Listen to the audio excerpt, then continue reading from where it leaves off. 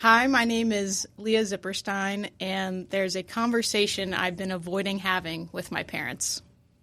That's good. Love it. Nice. Love it. This is going to be good. fun. This is going to Remember, be she's going to write my children's book. I'm authoring it. She's writing it. So you're going to get a lot of good stuff. Yeah, hopefully. Just make sure every page you jump to a different subject because that's what he does. Wait a minute. Catch up with There's a me. little squirrel at the bottom. Squirrel one. You got to have a squirrel in the picture someplace. Follow the squirrle, Dale. Follow the squirrel. Maybe you will just be the graphic squirrel. Oh. Grandpa, as a squirrel, be a family of squirrels. A squirrel named Dale. A children's book about a squirrel named I Dale. think Page one. it's Call writing me itself. squirrel. I'm going to buy it. He wears glasses that magnetically detach. That's right. That's right. And all the grandkids love to pull off and put on their own head, by the way. Those are fun. We should leave most of this in. This is pretty great. Hey there. Welcome to the Redirect Podcast. This is where we dive into real conversations, share stories, and just hang out talking about finding our purpose in retirement. We're glad you're along for the ride, and let's get into it. Curt, Dale, back in the studio. Good to be with you guys. The Redirect Podcast today, talking with Leah and her perspective of redirection through the eyes of adult children. That should be interesting. Dale Tesman has been a long-term friend of Leah. They had some time together at the Brand Experience, the company that Dale started. Before we get cooking, though, I have a question for you to kind of get our creative juices flowing.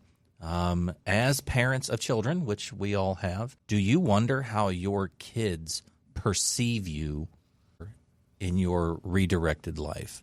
How do they perceive you now? I think the key to that question, if I'm thinking about it, is wonder. You know, I love my kids. My kids love me. I don't have concerns. But I wonder, I traveled a ton. You know, I wasn't around a lot during the week. I was always around for the weekend. And I think us as parents wonder about the impact of that. What were their perceptions of us as we were doing this? And is there any impact on them now? Let me sharpen the question a little bit. How do you think your kids perceive you now? As a grandfather that's going to take care of the kids. That's great. That's how they perceive me, and I love that role. I love doing it. I love spending time with them, and I think their perception is, Pops, come on over. The kids want to see you. That's great. Curt? They're excited about what I'm doing with the Redirect Podcast and Redirect You. Mm-hmm. They're very supportive. They're encouraging. They see excitement and enthusiasm in me as I do the stuff behind the scenes, as well as when I come back from meeting a wonderful guest and just sharing stories of the stories that I've heard. They love me. They support me. They challenge me. They're motivators for me. And they're bought in. They are. And they recharge me and they fire me up and they get me going for the next thing. I am so appreciative of my boys as well as my wife. In supporting this whole effort and keeping me engaged with it. So how about you, buddy? Yeah, so my kids are almost 33. One's going to be 33 at the end of this month. 32, 30, and 22. I don't want to try to forecast how they perceive me through my own eyes. I'm trying to imagine what it looks like through their eyes. What does my life look like through their eyes? And they have a unique perspective, right? I'm not saying they don't know what I know at 55. That's not necessarily accurate, true, or kind. I think they just have a different perspective of life, and it's informed by how they've been brought up, where they are in their career and their family development, their position in life, and what it looks like from there to look at my life. I think they would suggest that I'm as happy and as healthy as I've been in a very long time. I've had quite the spiritual journey. I'm gone through cancer and other things over the last, bunch of years. And how I'm weathering that is all in all very good. So I think that they would look, generally speaking, positively on, my life from their perspective. I think I wanted to add something. My two boys, when I think about them, I think a perception they have of me is that I always encourage them to have adventures. I'm the adventure guy, and that's been a really big thing in our life. They've seen what I've done, the adventures I've been on. Do you think that they've adopted that as a priority in their lives? They've adopted it into their lives. I don't know where that falls out as a priority, but they definitely roll right with us when it comes time to going out to the dude ranch in the summer and having adventures when we're out there. We'll make sure that the three of us, we call ourselves the Stella fellas, get together and go do stuff, but go do an adventure, and that's a perception. I think if we ask ourselves, what would they say, when you're laying there in the casket at the end is, Dad was an adventure guy and always challenged us to have adventures. We've been very fortunate that we make it a point to have conversations when we're around the table together. And we talk about things. We talk about our past. We talk about the present. We talk about the future. And we've had conversations about relevancy. How can I, Curt, stay relevant through time? How am I going to be dealing with my body starting to break down? Yeah. Because it's going to happen. And then, and I haven't heard this from them, but we've told them, we don't want to be a burden to you. We don't want you, because I know they're thinking about it. Well, he says, well, I got to make a lot of money so we can take care of you when you get older. And I'm like, well, that'd be great, but I'd like to see it earlier so I can enjoy more. Yeah. But, I know that you now. I know that there's things going on in their head about us as we get older. And even for myself, I mean, we're at a stage of life right now where my wife has lost aunts. Yeah. They're in their 90s and they're passing. But there's going to come a time where I'm going to need help. Yeah. And I'm going to need advice. And I'm going to need counseling. But I also feel as though that, damn it, I'm just as upset as you are that this is happening to me. I don't know. I'm sure that's crossed their mind. But I'm preparing for those conversations, and I don't know how it's going to look. So today's conversation, I think, is going to be good because, we have one of those people who have adult parents who've had a few laps around the sun. I'm glad they don't have children parents. Yeah. Got to have adult parents. Thanks for pointing that out. That was pretty insightfully stupid to say it that way. Thank you. So today's guest is Leah Zipperstein. Leah, thank you so much for coming in. I'm going to want you to answer that question, but give us a little bit about your dynamics. We'll talk a little bit about our history, but tell us, what should we know about you and about your family dynamics? First off, thanks for having me. Honored to be here. I didn't know that a casual conversation and coffee with Dale would turn into a podcast recording, but then again, I shouldn't be too surprised. That's right. Adventure. It's an adventure. That's what you sign up for. What are you doing Friday morning? Exactly. All right, I guess that works. But I am one of three. I'm the middle. I'm the girl, so naturally the favorite, the only girl. Of course. Of course, we know that. And, my parents have put in so much energy, love, effort, and dedication to our lives. And I think what you said is the burden. They don't want to be a burden. I've heard the phrase and I feel it behind the scenes, whether it's stated. And I think the friction around having the conversation or not is not knowing what the plan is what feels like the burden. And if you're like, we've got it figured out, then they're like, great, there's a plan. There's something to turn to. This is where the passwords exist. This is what you want. This is how we can be helpful. But the not knowing is what feels like, well, you're just saving the burden for later, and I don't want that to be a surprise package that lands at my door. I have a question. So is the burden the plan you're talking about, or the ambiguity of the plan? That's really what it is. Yep. Is it the fact that you don't know if they have such a plan, or you don't know what the plan is? Both.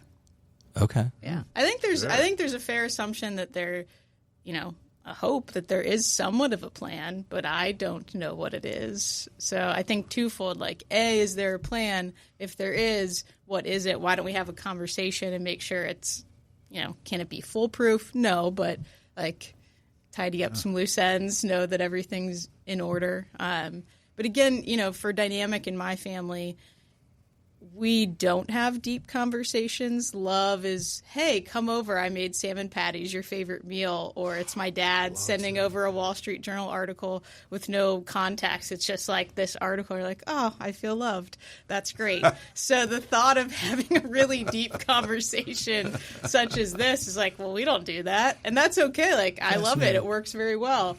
Yeah. But those are not the conversations we have around the dinner table. My dad just had a birthday, and my younger brother, as a joke gift that turned out really well, printed off at Staples a donation to the Human Fund, the kind of joke from Seinfeld. And it was a big hit. It was like, we're not going to get you a real gift, but here it is. And my dad's like, we should just make copies of this and give it to others. This should be like the ongoing gift that we just keep donating to the Human Fund. The white elephant birthday present. Yeah, right? it's perfect. So tell me about your parents. Are they still working? What age group are they in? You don't have to get specifics, but or do. Early 70s. My dad kind of, just retired, but we'll see if that sticks. He's been in the restaurant business. So for all of my life, he wasn't there at the dinner table at the start of dinner, but maybe more towards the end of dinner. Okay. And then my mom, a mix of kind of like staying at home and teaching. She taught dance when I was really young and has shifted into yoga, and so she still teaches yoga. And so it's been cool to see, who my parents are to me, who they are to my friends, and who they are to Cincinnati, because they have in their own ways a little bit of a following. Somebody just the other day was like, hey, I saw your mom, wherever. I took your mom's class. She's so great. And, many, many folks know my dad. He owns Ember's Restaurant. So he's been my professional networker. I'm kind of sad to see him retire, because now I'm going to have to put in a lot more effort on my own networking instead of him just connecting me to everybody I need to know. So that's kind of where they are. And I think I'm not so much worried about like what is he going to do in his free time. Although as a golfer, retiring in the dead of winter maybe wasn't the best plan. I've done that. We've heard that. I've done that. And he likes to garden. So all those things timing-wise, that's not the perfect lineup. But he'll find something to do with his time. I'm not so much worried about that. It's more of just the aging. They have golf simulation rooms where you can go in and just play simulated golf all day long. Don't we do that, true. Leah? I'm doing it tomorrow with my son. There you go. I'll ask him the question about how he perceives me tomorrow. Do you still live in the family home? I do not. No, not you, but your parents still have the family house? Was the house that you grew up in? Not the house that we grew up in. Okay. My older brother moved to East Walnut Hills like over 10 years ago, and then I got an apartment in East Walnut Hills, and then my parents moved to East Walnut Hills. So we have like a new adult kind of family neighborhood where we're all right around the corner. Well, that's cool. That's great. That's convenient. That's awesome. It was yesterday. I had some folks who need to do work on my house. I was able to drop the dog over at my parents'. It works out really well. I want that so bad in my life. So they've sort of downsized a little bit then, probably, from what they were, or is it? I wouldn't say it's a lateral move? downsize. Okay, Yeah, more of a lateral move. Okay. Yeah. Well, that's great. Thanks for sharing that and give us a little thing to build upon. Sure. You made a comment that you don't have really deep conversations. And I have a little thing that I've shared with Adam. It's called it's sort of the icebreaker game. And what I did was I went and created a bunch of questions online and then cut them on out and put them in a hat. And then that's what we used to start a conversation. Now, the questions that you may have for your parents concerning a plan, you could just make this whole thing out, and then that creates a conversation. I don't know. It could be a game aspect. Hey, we're playing a game. Yeah. A little icebreaker. I think what's your password to your bank account? Have you thought about what you're going to do? to start the conversation? Well, really, I was hoping you were going to invite somebody else out on the podcast who was going to have this conversation and give me the plan, and then you threw me for a loop. And now I actually have to figure it out. So I don't know. My best next step is I'm just going to send my parents the recording and see if I get a thumbs up response. That's hilarious. Or something more to open the door. Because again, this isn't our dynamic. This isn't a conversation with her. This is a tool. Yeah. We're actually clandestinely talking directly to her parents. All right. So can we know your parents' names so we can speak to them firsthand? Yeah. John and Ellen. John and Ellen, welcome to the Redirect Podcast. We're so excited to have your daughter in here, and we're looking forward to you listening to our conversation about you. Yeah. My mom, and we might have an mom audience of 2. Yeah. So. I'll say I am excited. I've got, at least in terms of time being, where my dad can be really helpful, and this just clicked into place this week. My 40th birthday is coming up in March, and because he's been in the restaurant business, he's really good at kind of party planning and making sure details are checked off and understanding that dynamic. He was truly the most helpful in planning my wedding. And so I've got a 40th birthday, and I was asking him some questions. Can you, maybe source a bartender, this, that, or the other? He's like, yeah, let's walk through the space and all these things. I'm like, this is perfect. So, yes, you don't have golf for the next 90 days, but we can plan my 40th birthday party. That's awesome. Did you work in the restaurant industry when you were younger? I did early on, and it was enough to very clearly see that is not the path I want. And different career path for you. Thankfully, my dad didn't put any pressure on me or my siblings to pursue that. Yeah. So it's, he did a great job, and it can be a great business to be in, but it's a challenging business, and I prefer to dine at the restaurant rather than work. We will rejoin our conversation in just a moment. Thank you for listening to the Redirect Podcast. We appreciate your support. Do you love what you're hearing? Don't keep it to yourself. Follow the Redirect Podcast on Apple Podcast and Spotify and never miss an episode that inspires your next chapter in life's journey. While you're there, hit a 5-star rating, leave a review, and share your favorite episode with a friend who's ready for their own life pivot. And don't forget to join the conversation on Instagram at The Redirect Podcast. Comment, tag us, and let us know how you are redirecting your journey. Now let's get back to today's conversation. Right. So let's sort of break things into buckets, I guess. Sure. Let's talk about financial and legal questions. Mm-hmm. What are some things that come to your mind when I say financial and legal questions that may be stewing around with you? I think it's just kind of it's certainly nothing of what am I going to inherit? It's more of are you guys good? Do you have the runway that you need? And or should I be prepared to help step in? Which any of those answers are well and fine. It's just, again, that not knowing that can be tricky. In my life right now, am I just kind of planning for myself and my family, or am I still, is it in a reverse direction where I'm helping to kind of plan for you and others? So just making sure that those things are tidy. Is there a will? Where does it exist? And I'm honestly quite confident that there is one, but when was it last updated? Is it being, at this point in your life, revisited more frequently? Are the assets in single ownership, or are they in a trust somewhere?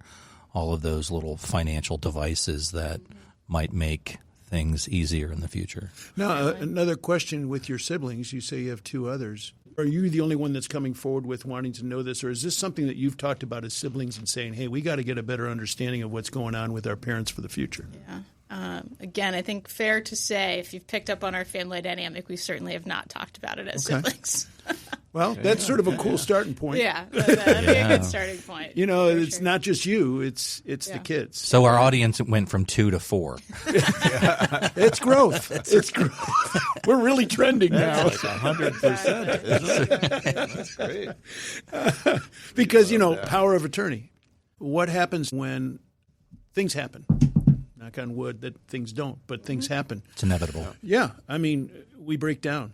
We start to miss things. We misplace things. So where are all the records? Mm-hmm. Where are all what's the operating system of accounts, and are all the bills being paid manually, or are they being paid online?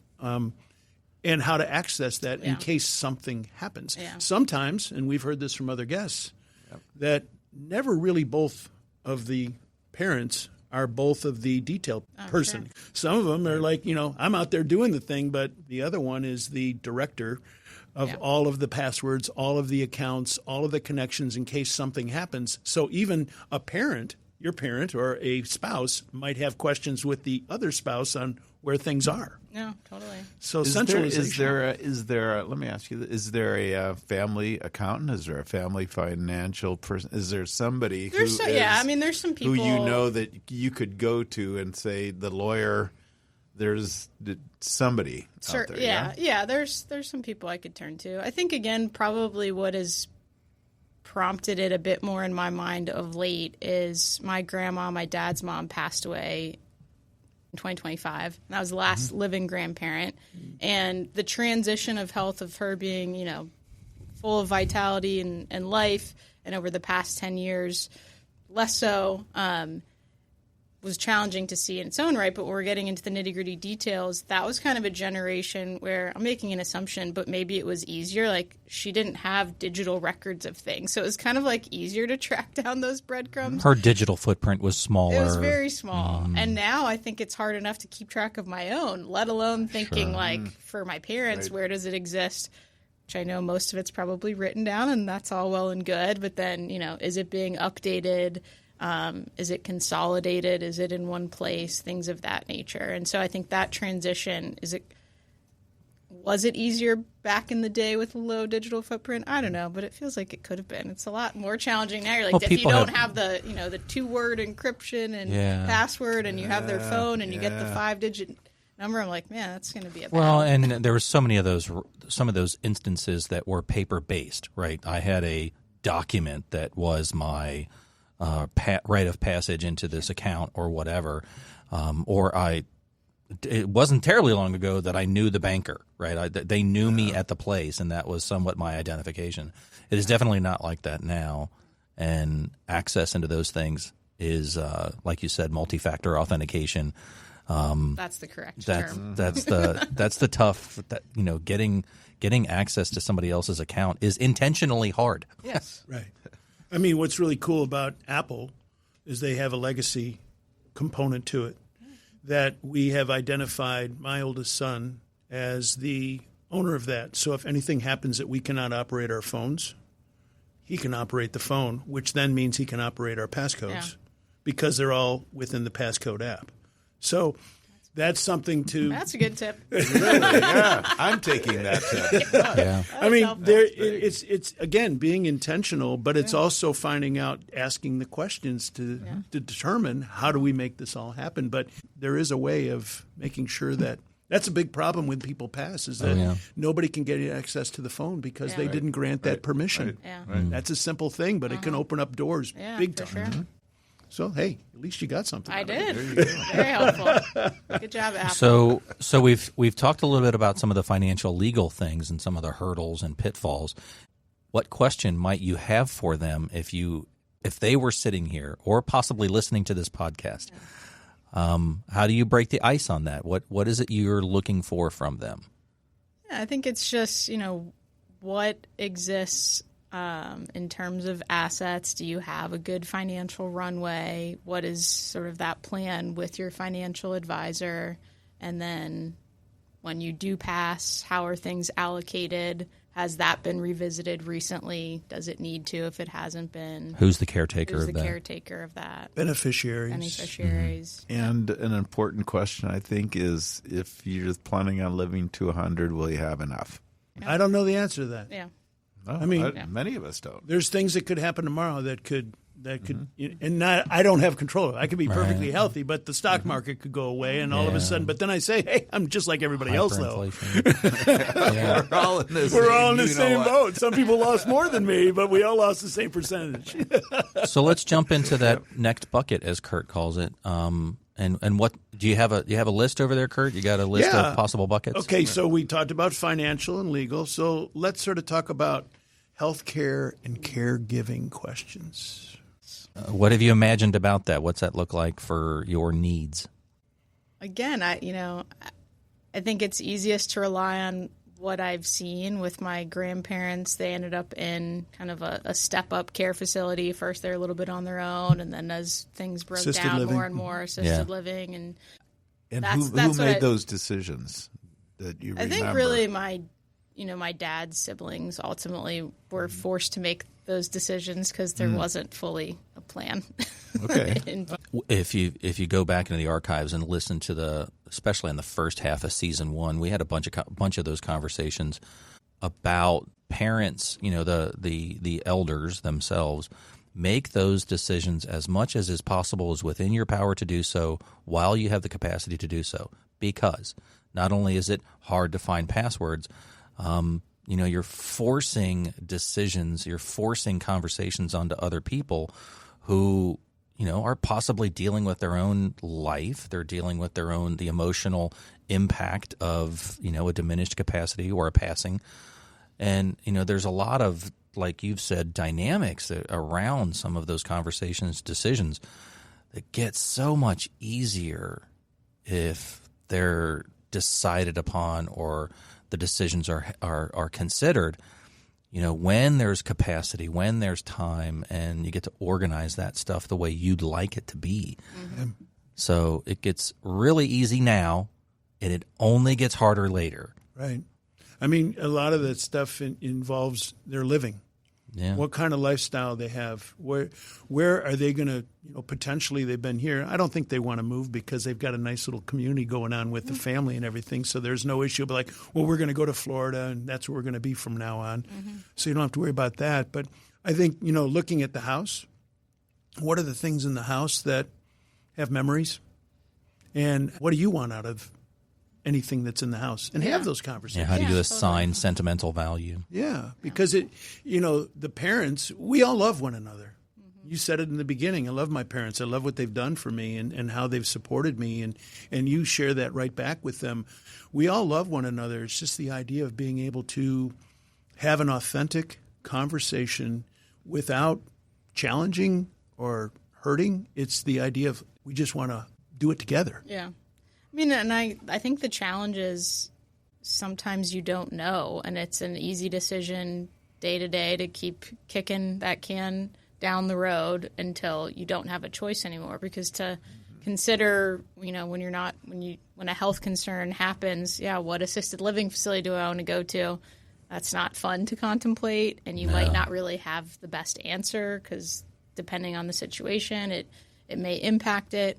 So I fully understand that, and I think that in terms of that, I mean, I'm obviously concerned, and it'd be great to have the conversation. I think from my perspective, just the thought of seeing your parents age is more concerning. Whatever happens, and we'll be there to support it and help. But I think just actually watching your parents age is the toughest one to contemplate. I get it. My parents, my father, I saw him as a strong man, and then he wasn't. And there's memories there, there's foundation there, but it's something that, okay, but how can I help while still helping? And this is the awareness that I had as a son, is making sure that he holds on to his dignity and to make sure that he has the opportunity to express what he wants to say, and then for me to process that, but not necessarily react to it.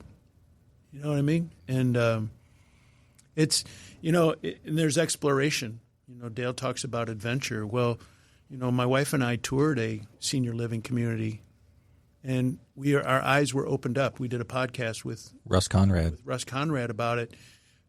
The advances that have happened in senior, and you probably saw it through your grandmother's living situation. It's incredible. Mm-hmm. Dale's mom lives at a place, and she's busier than busy. And she's loving life, and she's in her 90s, and she's embracing life. Yeah. Yep. And she's going out and having fun. And that's important. While here I talked to somebody the other day that said, I went to visit my mom, and she has breathing problems, and she just wanted to get out of the house. So I brought her tank of, she was in the valley, and there's fog and such, and let's go up to the mountaintop. So they drove to Tahoe and brought the air, and they sat up and looked at the clouds, and she goes, at 93, she's like, this is how I want to go, is to be doing stuff, as opposed to being coddled, protected, smothered. It's all done in love.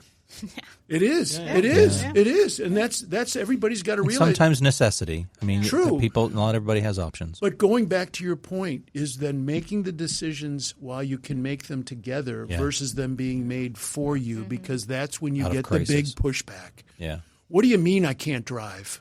I can drive. As soon as I lose my mobility with a car, life changes. Yeah. That's why I moved into a town where I can walk to things, so that if that time comes, I'm not limited to just being in the house. So there's a lot of preparation and conversation that has to happen with dignity, with respect, and with understanding that it might be hard for you, but it's also going to be hard for them. But and maybe this is the nature of this conversation, is breaking that ice on, I think we've well identified the things that need to be discussed. And I think you articulate your position and your questions with care, grace, compassion, dignity intended for them. That posture should mean that the conversation should be well received.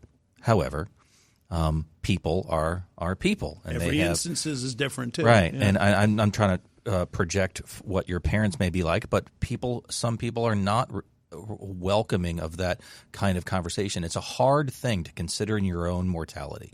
It's a hard thing to consider, like, hey, my kid is coming to me because am I already in decline? What's the reason for the concern? Why are you asking me this now? I've got a lot of years left. All of the potential mental, emotional gymnastics that people could be considering, it's still a hard conversation. I'm trying to put myself in their shoes. That's a tough thing. And if you're not adept at vulnerability, or you're not adept at, looking forward for the sake of the benefit of others, I just want to live happy here. I'm good. I'm healthy. Don't change anything. And so I think that's a tough consideration. And we joked about your parents listening, but for anybody who might be sitting out there listening and avoiding tough conversations, man, tear down those walls. Do your kids and your siblings a favor by being vulnerable, willing, and open to have conversations about the inevitable. Cycle of life, Disney, Lion King, that kind of stuff. It's a real deal thing. Nobody's making it out of this thing alive, and so why not be a blessing to the people in your downline as opposed to avoiding being a burden? Yeah. I think by avoiding to be a burden, you're putting a burden on people. Do you agree? Do you agree with that? Do you agree with that statement? Yeah, I do, and I think because it's a tough conversation, it's easy to avoid, and it's not an easy answer. Any of those questions are not easy to answer. So to think like, man, I just have to have this one tough conversation, but that's not the reality. It's many conversations. Yeah. It's the first conversation to open up the reflection to find those answers. And I think the accepting of, where you are in life and the finality of it can be tough, because you don't want to put on paper, this is what I want, because what if you change your mind? And then it's like, what if I didn't get around to changing my mind on the paper that you forced me to put my hand on? And so it's easier just to not answer and kind of live in the I don't know. I get that it's challenging. It's not the same as the business world, but it's like big strategic planning sessions that companies want to avoid. But if you plan, you could have a better year. It doesn't mean you have to follow to a T the 5-year plan, but the act of including that in the way that you operate as a business, I think serves you better. And Dale's company had a 100-day plan in the event. We had the 100-day plan. It's like, what would happen if the plane goes down? And it's just like planning for that. And everybody's like, oh, no. And well, you know what? I would much rather have the hard conversation and have the plan than not.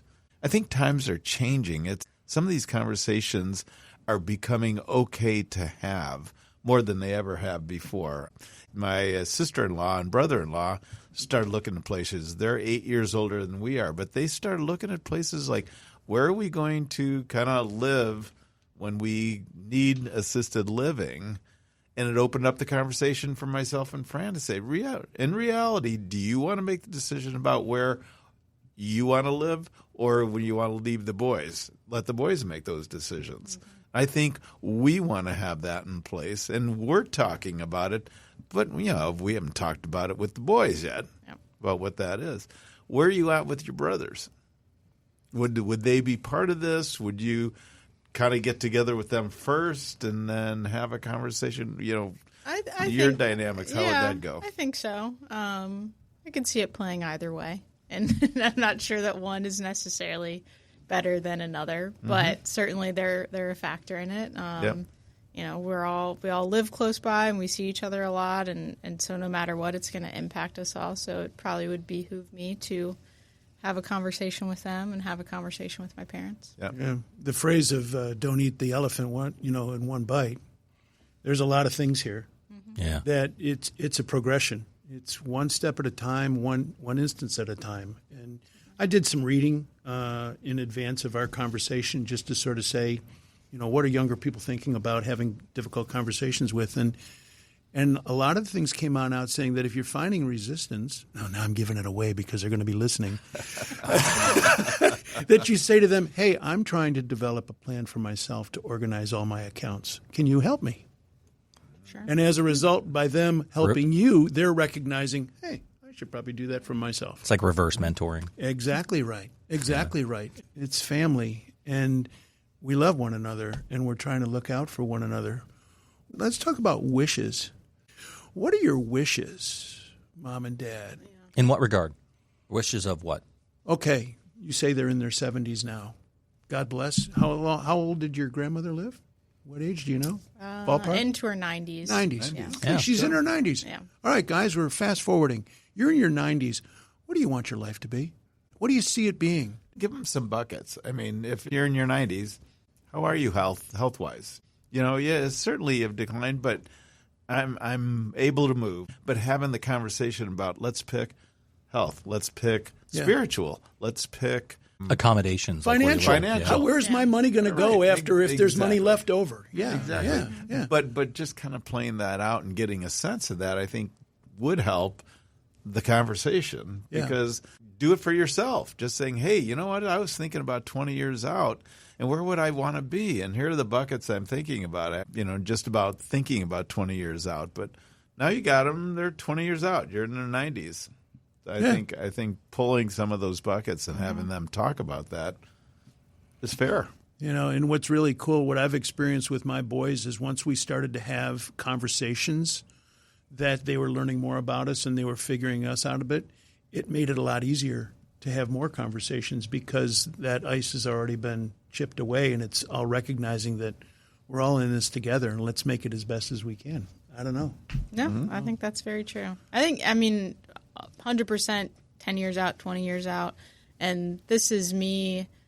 My wish is to be able to return the many, many favors and gifts that have been given while everybody is in good health. So now that we live close by, inviting them over for dinner. Yeah. And still happily will have my mom cook dinner.